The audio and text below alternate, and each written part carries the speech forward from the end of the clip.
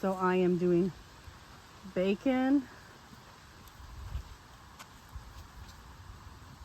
diced potatoes, sausage gravy, and browning the biscuits. All on the campfire. And it's breakfast for supper tonight. We'll fry some eggs when we get a little closer. But that's what's for supper tonight.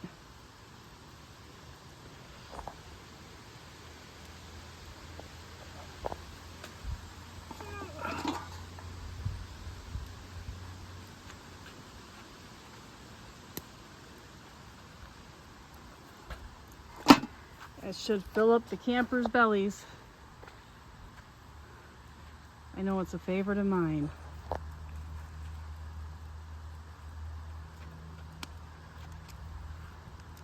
Lots of butter on that.